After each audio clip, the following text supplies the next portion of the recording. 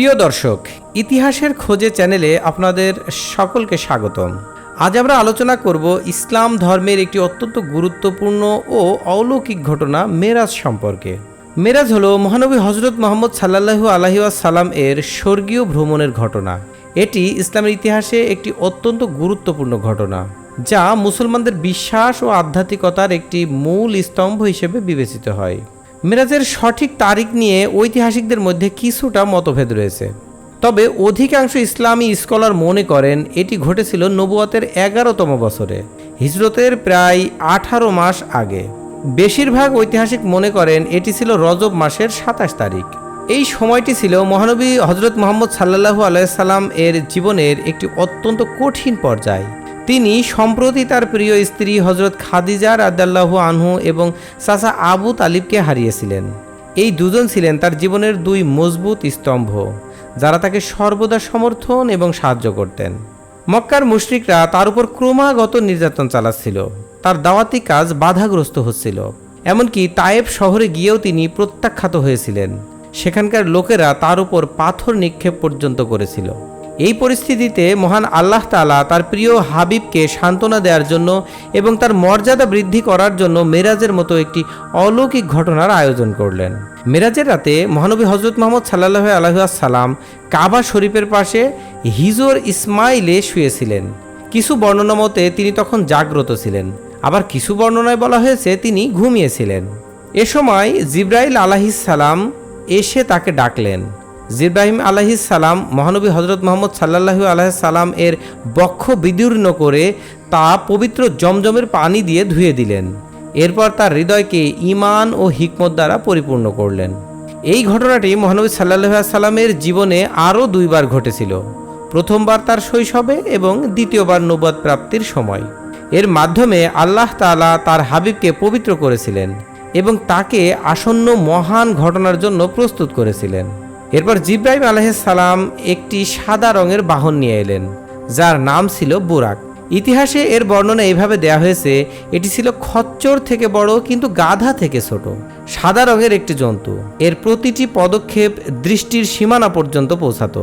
মহানবী সাল্লাল্লাহু আলাইহি সাল্লাম বুরাকে আরোহণ করে প্রথমে জেরুজালেমের বাইতুল মুকাদ্দাসে পৌঁছালেন। এই যাত্রাকে বলা হয় ইসরা বা রাত্রি ভ্রমণ। এটি কোরআনের সূরা বনি ইসরাইলের প্রথম আয়াতে উল্লেখ করা হয়েছে। পথিমধ্যে তিনি কয়েকটি ঐতিহাসিক স্থানে থামলেন। মাদিয়ানে থেমে তিনি মুসা আলাইহিস সালামের কূপে পানি পান করলেন।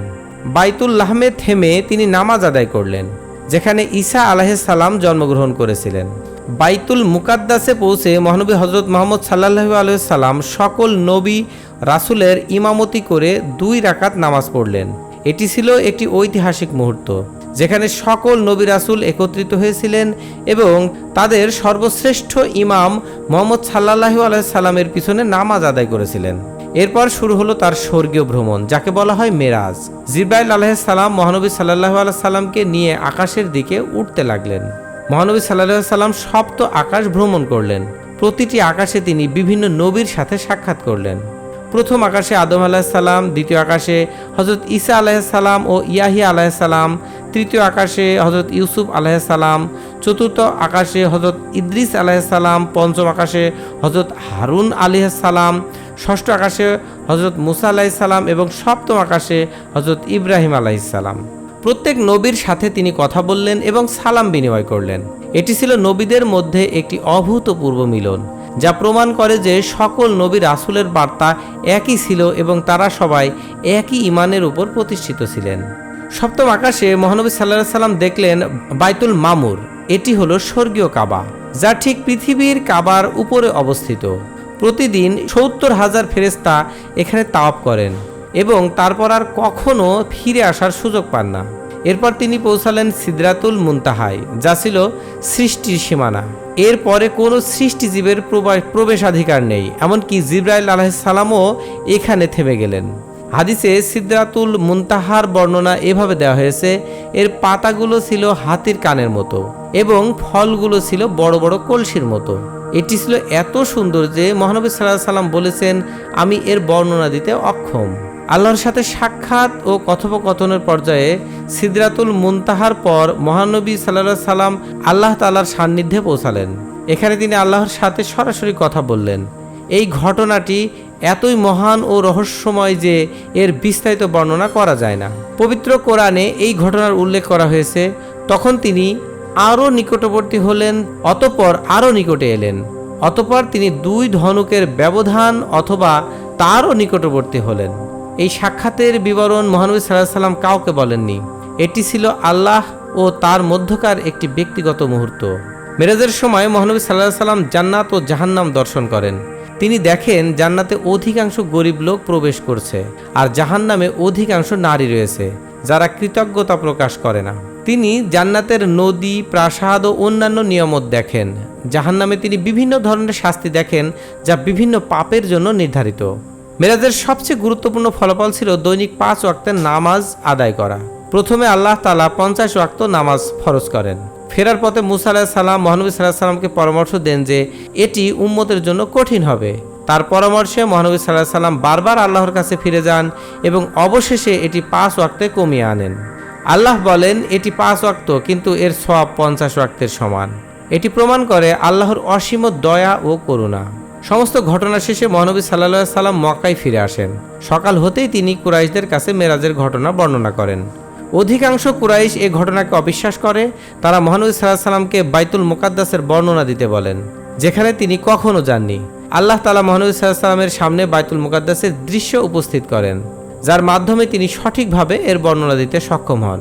আবু বকর রাদিয়াল্লাহু আনহু এই ঘটনা শুনে বিনা দ্বিধায় বিশ্বাস করেন, যার জন্য তিনি সিদ্দিক বা সত্যবাদী উপাধি লাভ করেন।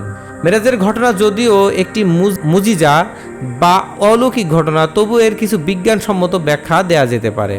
আইনস্টাইনের আপেক্ষিক তত্ত্ব অনুযায়ী সময় ও স্থান আপেক্ষিক। অতি দ্রুত গতিতে ভ্রমণ করলে সময় ধীর হয়ে যায়। কোয়ান্টাম পদার্থবিদ্যা অনুযায়ী একই সময়ে একটি কণা একাধিক স্থানে থাকতে পারে। বহুমাত্রিক বিশ্বের ধারণা অনুযায়ী আমরা চারপাশে অদৃশ্য মাত্রা সমূহ রয়েছে। এসব তত্ত্ব মেরাজের মতো ঘটনার সম্ভাব্যতাকে বৈজ্ঞানিকভাবে ব্যাখ্যা করতে সাহায্য করে। মেরাজের ঘটনা থেকে আমরা অনেক শিক্ষা পেতে পারি, যেমন আল্লাহর অসীম ক্ষমতা, তিনি যা চান তাই করতে পারেন। কঠিন সময়ে আল্লাহ তার বান্দাদের সাহায্য করেন। নামাজের গুরুত্ব অপরিসীম, এটি মুমিনের মেরাজ। সকল নবী রাসূল একই ধর্মের বার্তাবাহক ছিলেন। আখিরাতের প্রস্তুতি নেওয়া অত্যন্ত জরুরি। আল্লাহর রহমত তার গজবের চেয়ে বেশি। মেরাজের ঘটনা নিয়ে ইসলামী পণ্ডিতদের মধ্যে কিছু মতভেদ রয়েছে। অধিকাংশ স্কলার মনে করেন মেরাজ শারীরিক ও আত্মিক উভয়ভাবেই সংঘটিত হয়েছিল। কিছু স্কলার মনে করেন এটি শুধুমাত্র আত্মিকভাবে ঘটেছিল। কিছু আধুনিক গবেষক মেরাজকে একটি আধ্যাত্মিক অভিজ্ঞতা হিসেবে ব্যাখ্যা করার চেষ্টা করেন। তবে অধিকাংশ মুসলমান বিশ্বাস করেন মেরাজ একটি বাস্তব ঘটনা যা শারীরিক ও আত্মিকভাবে সংঘটিত হয়েছিল। মেরাজের ঘটনা মুসলমানদের জীবনে একটি অত্যন্ত গুরুত্বপূর্ণ ঘটনা। এটি আমাদের মনে করিয়ে দেয় যে আল্লাহ তাআলার ক্ষমতা অসীম এবং তিনি তার বান্দাদের জন্য অসাধারণ কিছু করতে পারেন। এই ঘটনা থেকে আমরা আরও শিখতে পারি যে কঠিন সময়েও আল্লাহর উপর বিশ্বাস রাখতে হবে। মহানবী সাল্লাল্লাহু আলাইহি সাল্লামের জীবনের সবচেয়ে কঠিন সময়ে আল্লাহ তাআলা তাকে এই অসাধারণ অনুগ্রহ দান করেছিলেন। আমাদের উচিত মেরাজের শিক্ষাগুলোকে জীবনে প্রয়োগ করা, বিশেষ করে নামাজকে গুরুত্ব দেয়া, কারণ নামাজ হলো মুমিনের মেরাজ, যার মাধ্যমে আল্লাহ তাআলার নৈকট্য লাভ করতে পারি। আশা করি এই ভিডিওটি থেকে আপনারা অনেক কিছু জানতে পেরেছেন।